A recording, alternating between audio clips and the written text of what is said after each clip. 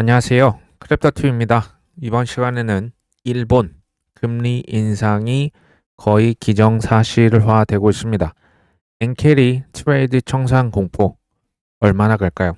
한번 살펴보시죠. 최근에 바이낸스 설립자죠. 자오장펑이 바이낸스 주최 컨퍼런스에 나와서 인생의 즐거움은 불확실성에 있다. 소원이 이제 뭐냐라고 기자가 물어본 것 같아요. 근데 인생의 즐거움은 불확실성에 있으며 결과를 아는 게임은 협력이나 노력이 필요한 과정보다 재미가 없다. 인생의 어려움 자체가 재미의 일부라는 얘기다. 내 인생 소원은 모두의 건강이다. 사실 뭐 코인 투자만큼 불확실한 게 있을까요? 과정 자체가 재미있어야 뭐든지 그렇죠. 오래 가고 멀리 갈 수 있지 않을까 하는 생각이 특히 요즘 같은 시기에 더 많이 듭니다.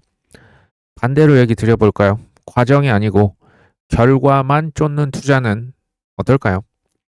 쉽지 않겠죠. 예를 들면 이제 사과나무 같은 거 이제 묘목을 딱 가져와서 땅에 심었는데 저도 몰랐는데 나무가 자라는 데만 몇 년이 걸린다고 합니다. 묘목이 바로 열매를 맺지 않거든요. 근데 그 묘목을 매일 뿌리를 캐면서 땅을 파보면서 이거 왜 열매가 안 맺혀? 라고 한다면 아마 나무는 죽을 겁니다. 분석이죠. 일본의 금리 인상 전망으로 비트코인을 비롯한 위험 자산의 시장 유동성이 위축되고 있다. 현재 봤을 때요. 12월 19일자로 일본에서 금리 인상이 거의 기정사실화되고 있다라고 보여집니다. 25bp 0.25%만 높이는데 이 전 세계가 이렇게까지 긴장을 하고 있는 이유가 뭐냐? 1995년도 이후에 최고 수준의 금리가 될 것으로 예측을 하고 있는 겁니다. 30년 동안 거의 1%도 안 되는 기준금리, 거의 제로 금리였다 보여집니다. 초저금리를 통해서 고수익 자산에 투자하는 그러니까 이제 B2가 되겠죠. 엔캐리 트레이드 매력도가 이번 금리 인상으로 당연히 떨어지겠죠. 엔화의 강세는 보통은 위험 자산의 회피입니다. 빚으로 투자하는데 빚을 갚아야 되는 부담이 커지는 거겠죠. 유동성 조건이 다시 경색이 될 수도 있죠. 사실 지금 제가 얘기 드린 것 혹시 모르신 분 계십니까? 엔화가 더 절상이 되면 이제 당연히 엔캐리 청산, 공포, 위험, 회피 우리가 투자하고 있는 코인은 가장 위험이 큰 자산 중에 하나입니다. 근데요, 저는 엣지가 필요하다고 하거든요. 이거 이제 한 끝이라고도 하는데 모두가 볼 수 없는데 나만 볼 수 있는 그 한 끝이 저는 투자하는데 반드시 필요하다고 봅니다. 한번 생각해 보시면 이 금리 인상에 대한 공포가 일시적인가요? 아니면 몇 년 이상 지속적으로 영향을 미칠 중장기적인 요소일까요? 본질적인 코인 자체의 어떤 큰 결함이 생긴 문제입니까? 아니면 대외 변수입니까? 똑같은 질문을 전 계속 던지고 있습니다. 투자라고 하는 건 결국에는 믿음이거든요. 근데 그 믿음은 태도에서 옵니다. 근데 남들과 똑같이 생각하고 사고하고 동조화되면 이 엣지 한 끝을 우리가 볼 수가 없어요. 과거 이런 일이 있었습니다. 불과 1년 전이고요. 2024년 8월이었습니다. 그때 엔캐리 트레드 청산 공포가 극에 달했을 때 그때 어떤 일이 있었냐? 미국의 S&P 500 지수가 한 고점 대비해서 며칠 만에 3% 정도 떨어졌고요. 7월 고점으로 보면 10% 넘게 떨어졌어요. 굉장히 많이 떨어졌습니다. 나스닥 지수 역시도 8월 5일 하루에만 3.7%, 7월 고점 대비 여전히 10% 넘게 하락했어요. 미국의 지수가 10% 넘게 떨어진 것은 굉장히 많이 떨어졌다라 보여지는 거죠. 비트코인 역시도 8월 초에 며칠간 가격이 크게 떨어졌고 그 여파로 얼마 동안 한 달 동안 23%가 넘게 하락하기도 했었습니다. 일본 은행에서 금리를 인상했던 것도 영향을 미쳤지만 요때 또 마침 미국의 고용 지표가 안 좋게 나왔었다. 그래서 8월 5일 이게 가장 심했다라고 합니다. 하지만 그 이후에 며칠 지났더니 공포감이 다소 완화가 됐고 비트코인이 다시 9만 달러가 회복이 되는 등 빠르게 반등을 했었다. 이게 이제 24년 8월 초에 발생을 했었고요. 하지만 이로 인한 직접적인 시장의 폭락 있었죠. 수일에서 일주일, 2주일 내로 비교적 짧았습니다. 그리고 이게 점진적으로 한 달에 걸쳐서 회복이 됐다라고 지금 나와 있죠. 우리가 이날을 사실은 기억을 합니다. 근데 대부분 또 지나버리면 이거 기억 못해요. 그런 일 맞아. 있었지. 이 정도 될 겁니다.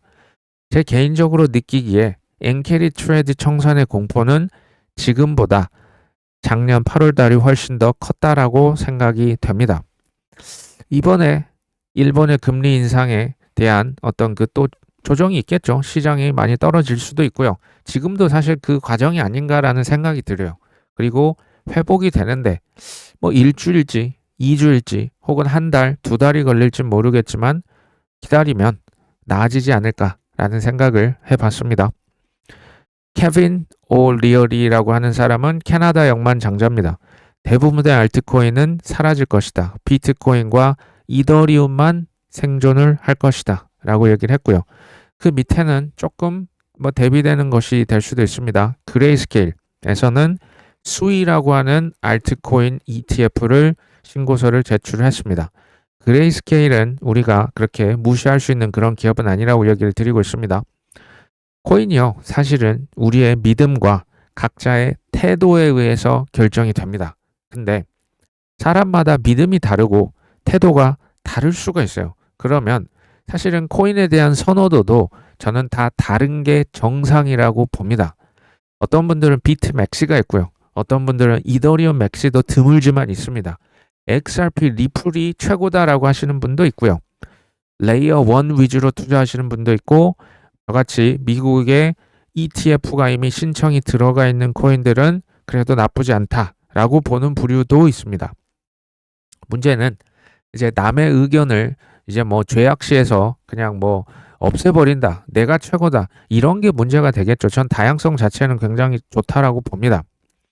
더 정확히 표현을 해보면 비트코인과 이더리움이 생존할 것이다. 맞죠? 할 겁니다. 근데 그 외에 나머지 코인들의 생존을 우리가 맞추기가 어렵다. 그렇기 때문에 제가 비중 조절 그렇게 얘기를 많이 드렸고, 되도록이면 우량 코인 위주로 포트를 가져가는 게 좋겠다라고 얘기를 드렸던 겁니다. 자, 비탈릭 부터린이 온체인 가스 선물 시장이 필요하다. 온체인 가스는요, 이더리움 사용 수수료라고 보시면 돼요.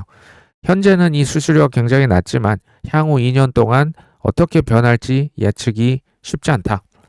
가스에 대한 선물 시장이 도입이 되면 미래 수수료 시장의 기대값이 형성이 되고요. 사용자들은 향후 가스비 상승 리스크를 해지할 수 있다. 미리 예약도 할 수 있고 선구매할 수도 있고 이것을 팔 수도 있겠죠. 저는 이걸 보면서도 사실은 리더와 일반인들은 조금 차이가 있다라는 생각이 듭니다. 우리 같은 일반 사람들은 솔직히 눈앞의 일에 집중하는 경향이 있고 보통 자기 일만 생각을 합니다. 근데 이런 리더들은 향후에 벌어질 것까지 미리 내다보고요. 나만 보는 게 아니고 남들이 겪을 일까지 미리 생각을 해본다라는 생각이 들어요. 사실 선물이나 이 옵션이라고 하는 파생상품 시장은요. 시장의 변동성을 해치, 대비할 수 있는 긍정적 역할을 합니다. 문제는 이것을 항상 악용하는, 심지어 합법적으로 악용하는 이제 세력들이 사실은 문제가 되지만 이 자체는 긍정적인 역할이 실은 있습니다. 그러니까 너무 뜨겁지 않게, 너무 차갑지 않게 이렇게 좀 조정해주는 그 적정 온도를 유지하는 그런 기능이 있어요. 여기에서 지금 이더리움 가스비가 지금 2021년도 거래 하나를 체결하는데 뭐 수만 원을 호가했던 기억이 나요. 저 같아도 그럼 이더리움 안 쓰겠죠. 그래서 저는 이 선물 시장은 필요하다라는 생각을 해봤습니다. 코인베이스에서 비트코인이 이번 달에 회복 국면에 진입하고 있다. 이런 뭐 이제 보고서를 낸 것 같아요. 연준에서 기준금리 인하가 기대치가 지금 90%죠. 유동성이 개선이 되고 있고 M2 통화량도 사상 최대치를 기록을 했죠. 장기 보유자들도 이제는 팔 만큼 판 거 아니야? 라는 얘기를 지금 하고 있습니다. 리스크 선호 자금으로 복귀가 되지 않겠어? 저는 현재 가장 큰 이슈는 투자 심리가 너무나 좋지 않다라고 하는 데 있다라고 봅니다. 쉽게 말하면 이제 확실히 오른다. 이제 진짜 오른다. 2025년 초부터 실은 그랬었지 않습니까? 이 기다림이 너무 길어지다 보니 너무 지쳐도 너무 지쳤다라는 생각이 들어요. 근데 오히려 그렇기 때문에 더더욱 좋은 선택을 했다면 기다림의 싸움이다 라는 생각을 해봤습니다. 모두가 지금 조롱하고 실은 많이 떠나셨어요. 그럼에도 불구하고 중요한 건 꺾이지 않는 마음이죠. 저 같은 낙관론자의 의견은 리스크를 선호하는 분위기, 뭐가 기폭제가 될지는 모르겠어요. 근데 분위기가 쓱 어느 순간 바뀌면 가장 큰 수혜를 볼 수 있는 자산은 단연 코인이라는 생각을 합니다. 사실은 이것 때문에 우리가 코인에 투자를 하면서 버티고 있다라고 해도 과언이 아니겠죠. 세계 최대 송금 결제 기업이 있습니다. 웨스턴 유니언. 인플레이션이 심한 국가에 이 스테이블 코인 카드 출시를 준비하고 있다. 통화 가치 하락으로부터 사용자의 구매력을 보호하는 데 도움이 될 것이다. 내년 초부터 솔라나망 위에 달러 스테이블 코인을 발행한다고 하고 있습니다. 웨스턴 유니언은요. 1851년도에 창업이 됐어요. 세계 최대 송금과 결제 기업입니다. 우리나라 조선시대부터 있었던 기업입니다. 무려 174년간 생존을 했죠. 근데 기업이 뭐 170년을 생존했다라고 하는 것은요. 사실 모든 기업이 마찬가지인데요. 고객들이 원하는 상품과 서비스를 적시에 제공을 했다. 이걸 안 하면 바로 역사의 뒤안길로 바로 사라질 수 있거든요. 그러면 웨스턴 유니언은 이 생존 DNA가 아직도 전 있다라고 보는 거예요. 생각해 보십시오. 아르헨티나, 튀르키예, 베네수엘라 같은 인플레이션이 극심한 국가들의 디지털 달러잖아요. 스테이블 코인을 제공을 하면 사람들이 이거 살까요, 안 살까요? 사겠죠. 왜? 자국의 화폐는 자고 일어나면 녹아서 없어지니까 그나마 달러로라도 구매력을 보존을 하고자 하는 욕구가 당연히 있겠죠. 필요가 있겠죠. 어떤 망을 사용한다고 합니까? 솔라나 망을 쓴다라고 합니다. 솔라나에 대한 꾸준한 수요가 앞으로 있을까요? 없을까요? 물론 지금 뭐 웨스턴 유니언만 쓰진 않을 겁니다. 지난 수십 년에서 뭐 100년 이상 된 미국의 공룡 기업들 있잖아요. JP 모건, 뭐 뱅크 오브 아메리카, 블랙락, 뱅가드, 피델리티 이런 공룡과 같은 기업들이 선택을 하고 있는 자산이 망하겠냐라는 얘기입니다. 주요 코인들은 이제부터 주인들 바뀌었죠. 환경들 많이 바뀌었습니다. 진짜로 가지 않을까라는 생각을 하고 있습니다. 프랑스로 가볼까요? 프랑스 2위 금융그룹이 있습니다. BPCE라고 하는 금융그룹인데요. 여기에서 코인 거래 서비스를 제공하기 시작했다. 여기는 이제 자회사를 통해서 올해부터 코인 투자 서비스를 제공하겠다라고 밝힌 바가 있는데요. 제가 놀란 것은 AUM이라고 하죠. 운용 자산이요. 1.5조 달러가 넘어갑니다. 하나로 이제 이렇게 바꿔보니까 한화 2,200조 원이에요. 근데 운용 자산은요. 우리나라에서 쓰는 은행에서 쓰는 그것과 다릅니다. 우리나라 은행들은 총 자산 기준으로 얼마 뭐 몇 조입니다. 뭐 이렇게 얘기를 하는데요.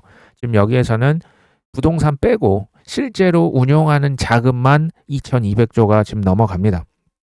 우리나라는 제일 큰 은행, 국민은행, 신한은행, 우리은행 여기에 있는 총 자산, 운용 자산은 훨씬 작습니다. 어쨌든 총 자산을 세 개를 합쳐봤더니 약 2,000조 원이 되거든요. 프랑스 2위 금융그룹 하나 운용 자산이요. 한국의 제일 큰 은행 3개 총 자산보다도 더 큽니다. 근데 여기서 뭐 한다고요? 코인을 판다라고 얘기를 했고 실제 행동으로 옮기고 있죠. 어떤 코인을 팔까요? 찾아보니까 비트코인, 이더리움, 솔라나 그리고 USDC를 팝니다. 기존의 은행 모바일 앱 내에서 그냥 디지털 자산, 코인 계정을 통해서 사고팔고 보유까지도 가능하다. 이 서비스는 12월 8일 올해부터 이제 단계적으로 출시가 되고요. 초기에는 4개 지역의 은행 200만 명부터 시작을 하고 내년부터는 그룹 내 다른 지점으로 확대를 할 것이다 라고 얘기를 했고요. 암호화폐 자산 서비스 제공 그 라이센스 있죠. 요 인가를 받은 바가 있습니다. 보니까 지금 프랑스의 2위 그룹만 이 코인을 판매할까요? 싱가포르에 있는 뭐 DBS 은행이다. 지금 이탈리아다. 뭐 미국이다. 뭐 스웨덴이다. 뭐 우리나라도 다 올라타지 않을까요? 암호화폐 전략 비축을 주도하는 중개업체 클리어 스트리트라고 있습니다. IPO를 추진한다라고 지금 뉴스가 나왔습니다. 여기 이 회사는 어떤 회사냐? 스트래터지 아시죠? 비트코인 매입을 비롯해서 약 910억 달러 규모의 주식 채권 M&A 딜을 주관하면서 기업들의 암호화폐 전략 비축 DAT 열풍의 핵심 역할을 해왔습니다. 구체적으로 스트래터지가 주식 팔고 전환사채 팔아서 비트코인 사는데 실제 도움을 줬던 회사가 이 회사고요. 트럼프 미디어라는 회사가 있습니다. 여기도 비트코인 11,000개 이상을 지금 들고 있거든요. 그거 사는 데 있어서도 중개 역할을 한 곳이 클리어 스트리트입니다. 여기는요, 제가 한번 살펴보면 미국의 예전에 서부에 골드 러시가 있었을 때 다 금을 찾아서 눈이 멀어서 그쪽에 정신이 팔려 있는데요. 그 사람들을 대상으로 청바지 팔고 곡괭이 팔았던 곳이 뭐 돈을 많이 벌었다. 뭐 리바이스 뭐 기원이 되지 않습니까? 그런 느낌을 받습니다. 다 DAT에 지금 빠져들고 있을 때 그 회사들의 자금을 확보하고 인수를 하는 데 있어서 중개 역할을 하는 곳이 이 클리어 스트리트입니다.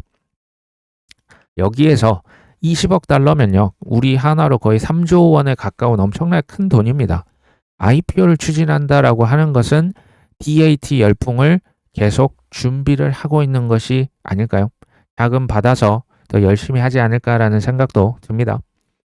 비트코인을 100개에서 1000개 정도 들고 있는 이제 소위 말하는 고래들의 지갑을 봤더니 매수세가 둔화되고 있네. 이것은 약세장으로 우리가 진입하고 있는 거야. 과거에 보시면 이제 하락 국면 아니야? 21년도도 지금 보라색 보이시죠? 고래들이 들고 있는 지갑, 비트코인이 쭉 이렇게 줄어들더라. 지금 이 정도에 있는데 아마도 이게 앞으로 21년도, 22년도처럼 이제 보유량이 쭉 이런 식으로 하락하지 않겠냐라고 이제 예측을 하고 있는 그 겁니다. 근데 저는요, 이게 이제 하락세가 좀 지속이 될 수 있는데 어느 순간 뭐 고래가 됐건 어떤 그 주요 큰 계좌가 비트코인 다시 더 늘어날 수도 있을 거라고 저는 봅니다. 얼핏 들으면 이런 게 이제 진짜 뭐 하락장으로 그 이제 얼마나 갈지는 모르겠어요. 근데 제가 봤을 때는 기존에 이제 고래라고 하는 부류가 2010년도, 2012년도 이랬을 때 비트코인을 뭐 수만 개, 뭐 수십만 개 샀던 그런 고래들이 지금 많이 팔고 있죠. 실제 많이 팔았습니다. 그럼 누가 샀냐라는 얘기죠. 큰 손들, 기관들, 그리고 과거의 코인을 이제 잘 몰랐던 억만장자들이 새롭게 공부해서 깨우쳤던, 제가 봤을 때는 비트도 그렇고 이더리움도 손바뀜 현상이 계속해서 일어나고 있다. 근데 파는 사람이 좀 더 많았던 거죠. 저는 충분한 이런 손바뀜 현상이 일어난 다음에는 전혀 다른 환경에서 새로운 크립토 씬이 새롭게 시작될 수 있다라고 보고 있습니다. 사실 그러니까 10년 전이랑 지금은 달라도 많이 다른 환경이 됐습니다. 코인쉐어스라고 하는 암호화폐 자산 운용사가 있습니다. DAT 이제 버블이 터졌다. 뭐 MNAV라고 하죠. 순자산 가치가 올 여름만 해도 3배에서 10배까지 갔는데 지금 대부분의 회사가 1배 이하로 내려갔다. 1 이하로 내려갔다. 그리고 DAT 기업들은 이거 기업 코인은 기업 전부가 되면 안 되고 도구로서 잘 활용을 해야 된다. 뭐 맞는 얘기를 했습니다. 사실 코인쉐어스는 영국에 본사를 두고 있는 자산 운용사입니다. 근데요, 최근에 알아봤더니 미국에서 나스닥에 상장하는 것을 추진하고 있어요. 현재는 스웨덴에 있는 이제 자산시장에 상장이 되어 있는데 미국 상장 추진합니다. 최근에 얘기를 드린 바가 있습니다. 미국에서 XRP, 솔라나, 라이트코인 현물 ETF 출시를 포기한 바가 있습니다. 왜 그랬냐? 경쟁이 너무 치열해요. XRP, 솔라나 같은 경우 7개, 8개씩 ETF 이미 나와 있는데 쟁쟁합니다. 수수료 거의 뭐 무료 수준으로 봉사를 해야 되는데 그렇게 해서는 수익성이 나지가 않는 거예요. 이거 할 바에는 타 상품을 개발하겠다. 차라리 뭐 지수 ETF를 만들겠다. 그리고 지금 미국에 그 상장을 준비를 하고 있는 거죠. 다시 질문을 드립니다. 이것은 코인 쉐어스의 문제일까요? 코인 시장 자체의 본질적인 문제가 발생한 걸까요? 제가 봤을 때는 뭐 코인 쉐어스에 지금 문제가 있다라고 보여집니다. 이 자산 운용사 코인 판다고 다 잘 되는 게 아니고요. 상위 뭐 1위, 2위, 3위로 몰릴 수밖에 없습니다. 그게 블랙락이고 피델리티고 그레이스케일이겠죠. 피델리티의 대표가 최근에 이런 얘기를 했습니다. 그 아비게일 존슨, 뭐 지금 CEO 굉장히 오래 하고 계신 여자분입니다. 나는 비트코인을 개인적으로 보유하고 있으며 장기적으로 가장 편안하게 보유할 수 있는 자산이라고 본다. 비트코인이 여러 사람들의 핵심 저축 수단으로 여겨지고 있고 비트코인은 피델리티의 미래 계획의 필수 요소로 남을 것이다. 피델리티는 전 세계 통틀어도 세계 4위권 자산 운용사입니다. 엄청난 자산을 굴리고 있는 미국에 있는 회사고요. 아시는 분 아시지만 2014년도부터 비트코인을 아무도 모르게 조용히 채굴을 하고 있었습니다. 2015년, 16년도는 이더리움도 채굴을 했었습니다. 이게 나중에 다 밝혀진 거고요. 2018년도는 코인 자회사를 만들었어요. 2018년 4월이었나요? 하락장 이제 막 들어가는 그 지점에서 코인만 취급하는 자회사를 별도로 만든 것이 피델리티입니다. 줄리엔 티머라고 하는 분 계속 얘기 드렸지만 매크로 투자 경력은 40년이 넘고요. 피델리티에서만 지금 31년째 일하고 있는 이사님입니다. 이분이 좀 이상한 그 예측을 했었거든요. 2038년이 되면 비트코인이 한화 1,400억이 갈 수 있다. 이 가격 전망을 지금도 유지를 그대로 하고 있습니다. 제가 얘기를 드리려고 하는 게 예나 지금이나 한결같은 거예요. 어디가? 피델리티가.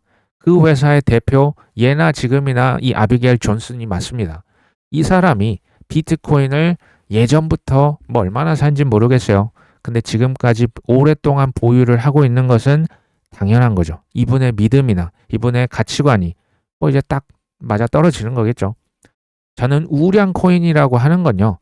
아는 만큼 살 수가 있고 아는 만큼 지켜내는 것까지가 성공 투자라고 생각해요. 뭐 과거에 뭐 2017년도에 나 뭐 사봤어. 어떤 분은 심지어 나는 13년도에 샀어. 근데 그게 지금까지 들고 있지 않다면 조금 아쉬움이 있겠죠. 비트코인, 이더리움, XRP, 솔라나 이거 지금 10,000원, 20,000원 사 모으는 것은 사실은 누구나 하실 수 있는 겁니다. 근데 보통은 우리가 할 수 없는 부분에만 초점을 맞추는 경향이 있어요. 저는 최대한 모으고 많이 지켜내자. 그리고 여기까지 만약에 오셨다면 포기라고 하는 것은 이제 김장은 끝났지만 배추 세는데 쓰는 거 얘기를 드리고 있습니다.